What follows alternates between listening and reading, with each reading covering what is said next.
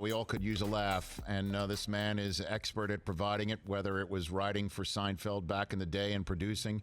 Also an executive producer and director and writer on Curb Your Enthusiasm. He has now the EP and co-creator of Dave on FXX, combining forces with Lil Dicky, and he and his brother Greg Schaffer will have a new show, Bruised Brothers, available for streaming on Netflix starting next week. Pleased to be calling this man my friend for a very long time, the very funny and talented director, writer, producer Jeff Schaffer on the show. How you doing, Jeff? I am doing great. Hey, I have a question for you. Yes, sir. Is there a picture of me up, or is there just some sort of crude drawing of me with no pants holding a lime Ricky? No, actually, that would be accurate. No, right now it's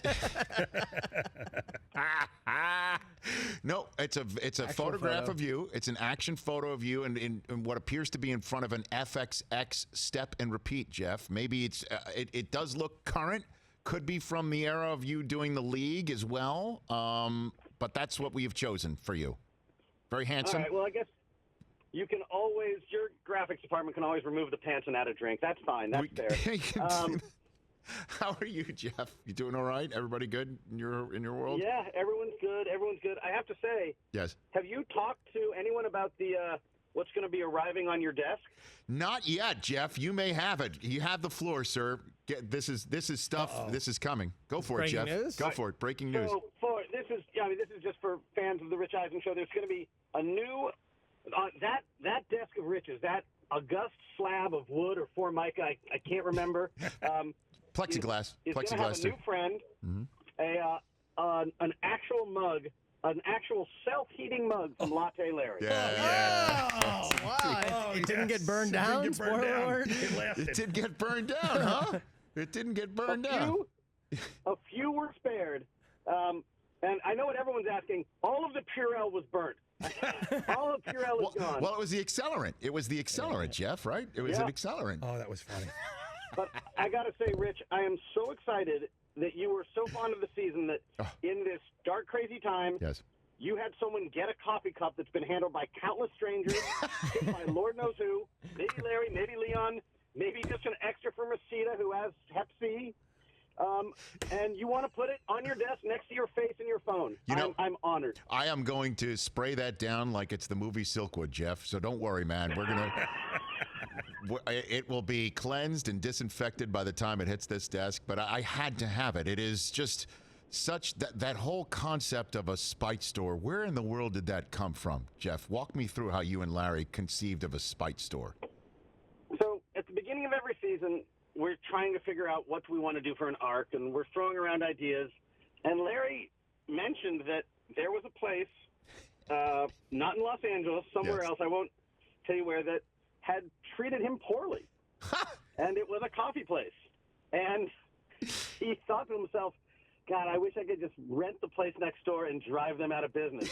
I was like, on the show you can. You're right. And thus, that's how that was born. Where did you come up with the table, the scone, the Purell, and of course the no defecating? How did that all come about, Jeff? Once we knew that we were going to do this spite store, we thought, this is a great opportunity for us to, have it being built throughout the season, and that gives Larry a chance to really put his good eye on how to improve a coffee store, a coffee shop. He's not an inventor, he's an improver. So we started to talk about all the little things that bothered us about a store, and we just thought Larry in the service industry would have a lot of good input. But, just to bring this full circle, I heard you talking before about the Sky Judge. Yes. You understand Larry is the world's Sky Judge. That's true. That's true. He's the Sky Judge of planet Earth, Larry David. I love it. He's watching. Exactly, about whether somebody's doing the right thing with cell phone etiquette or doing the right thing in any sort of fact of life. You're right. Larry is the world's Sky Judge, so it is working out. Or sometimes it is a little messy, though, Jeff. It really is. I can't repeat on the show what Vince Vaughn said about his version of making omelets. But, sometimes sometimes a few big genitals got to knock over some stuff to well, we did see get a store running. That's right, or burn down, as we saw in the end of your season-long arc. Jeff Schaffer here from Curb, and Dave on FXX, and soon to be on Netflix starting next Friday. Bruised Brothers, right here on the Rich Eisen Show. Let's get into Dave, man. How did you get hooked up with Lil Dicky? How did that happen, Jeff? So I was, as busy with Curb, I wasn't really looking to do a show, and a friend of mine said, "Oh, you got to meet this guy. You got to meet Lil Dicky." And, I mean, I knew who Lil Dicky was. I mean, it was a few years ago, and at that point, the internet was like, I don't know, 60% porn, 20% clickbait, and like 20% Lil Dicky videos. So I was aware, but I never met him. So we're talking. I sit down with him at Scooter Braun's place, and we're talking, and he was telling me stories about his life, and they were really funny Curb-esque stories. There's a lot of Larry David in Dave Bird. And so I was like, oh, that's interesting. He's actually a funny guy. But the other thing that really intrigued me was, as he's sitting there talking to me, he's telling me, look, I'm going to be the biggest entertainer in the history of entertainment. I'm like, all right, well, you've had a lot of success in the video world. I get it. You get where that confidence is coming from. But he's like, no, I was this confident before I'd done anything, before I'd rapped in front of my girlfriend, before I'd ever rapped in public. I knew I was going to be this. And I just said, wow, so this guy who, looks like a piece of broccoli had a bar mitzvah is going to be the biggest entertainer in the world, he believes. And I was just like, wow, this is like a cartoon level delusion. This is amazing. And I thought, that's a really funny engine for a show. And thus Dave was born on the spot. I got to tell you, man, our cameo in episode 4, our phones blew up. I mean, this show is taken off, Jeff. I mean, that I could tell just that alone, the number of people that lit us up on our Twitter feeds and phones. So that was a fun cameo that we took part in. You guys clapped up the joint. Dave on FX is another Rich Eisen joint. It's a Chris Brockman joint. It is. I know. Chris heard all about it too. Thank you, Dave. Thank you, Jeff. Appreciate it. Yeah. Look, you guys always had just a little Susan of class. Always good. By the way, that's not a bad fantasy team name. Susan of Class. That's a good one. Which one did we come up with before earlier today? Wilford Brimley's Last Hurrah. Yeah, Wilford Brimley's Last Hurrah was our latest fantasy team name, because we were talking about The Firm, and we wondered if that was Wilford Brimley's Last Hurrah, being the heavy in The Firm, Jeff. We were wondering. Wow. That may be. May be, by the way. Well, did you put him in Seinfeld? Did you put him in that Postmaster episode? You did. He was the Postmaster. Exactly. How did you cast Wilford Brimley in that? How the hell did that happen? Andy Robin and Greg Cabot, who wrote that episode, just thought it would be the funniest thing in the world to have Wilford Brimley be the Postmaster, and they were right. It's just that simple sometimes. It's funny. We had Lil Dicky on in 2016, and he talked about what a diehard fan of the Eagles he was, and we tried to get him to write a rap for Andy Reid called "Time's Yours," because Andy Reid would always lift off the start a press conference after a game with the names of the injured, and then just turn to the media and say "Time is yours." Andy Reid just would not do it. We couldn't get him to do it, man. I know. That'd have been actually. I know that would have been totally amazing. But by the way, thank you guys so much for doing that cameo. And people are really loving the show. There was something just came out yesterday. It's now the second highest most seen comedy in FX history. It's doing. People are really finding it. So. Thank you. No, thank you. I mean, people are clearly looking for some sort of diversion, something to make them laugh. Tell me about Bruised Brothers, Jeff. What is this? You and your brother? Is this based on your relationship in any way, shape, or form? That's going to start streaming on Netflix next Friday, the 10th of April. What is this? So Bruised Brothers, my brother had this idea for a show about sort of two idiot brothers who were running a craft brewery in Van Nuys. And I was like, and he showed me this, he's sort of talking about it, and it was really, really funny. And I thought, oh, well, this is, actually the next logical progression from the league, because what's more popular than football? Beer. And it is about two brothers who've been apart for a long time who get together, and they're not very good together. They're both individually, they both have a lot of issues, and together it's just worse. And it's a really funny show. And I thought also it's a craft brewery, and that's a bubble that needed to get burst. I mean, everybody and their dumb uncle is telling you that like this IPA or that IPA is too hoppy, and it's just I can't take it. So yes, we did the show, and it's if you like the league, you will love this show.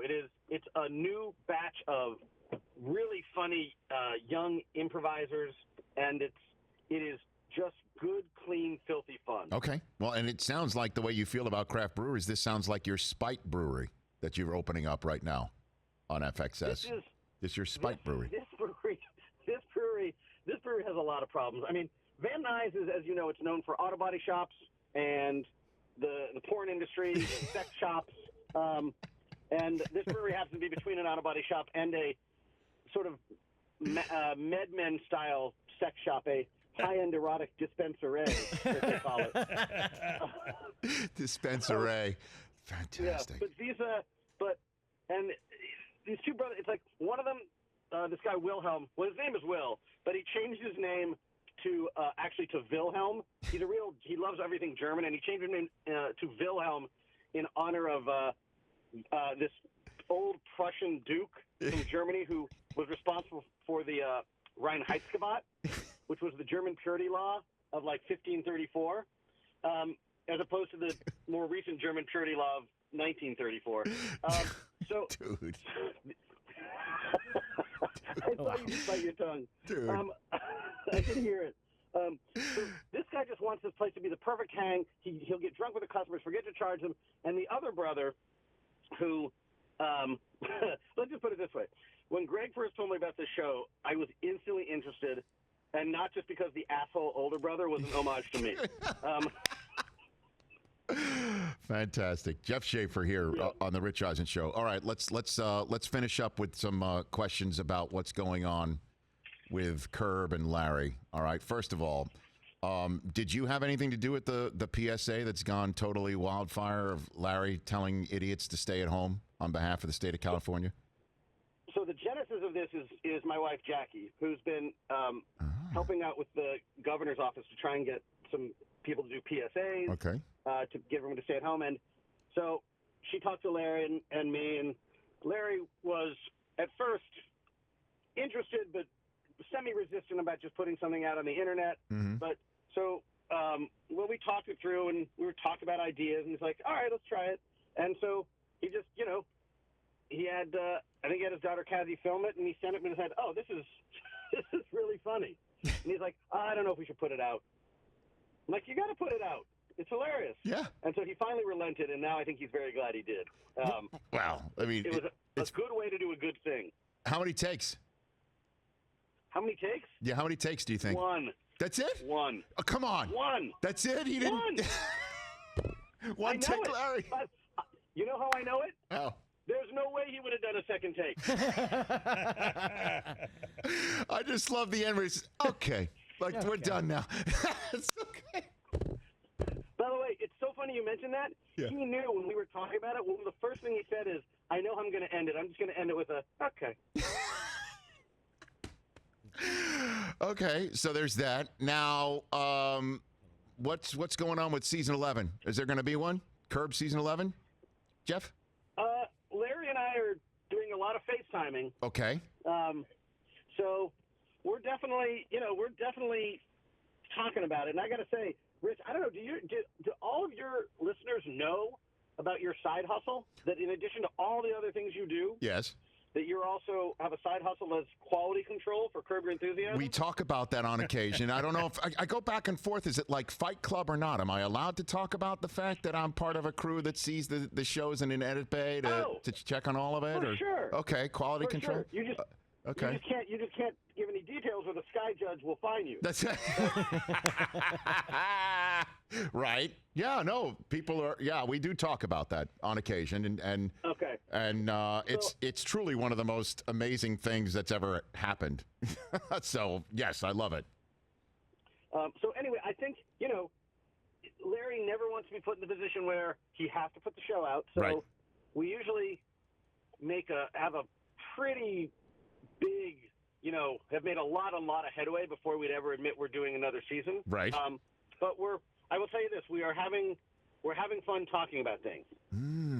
So what is a FaceTime session like where you just like this is where the next Spite store idea comes up on a FaceTime between you and LD? Yes, we're talking about things. Well, first, Larry's got to plug in his iPad, and then we complain about how the outlets in his house aren't at shoulder height like all outlets should be.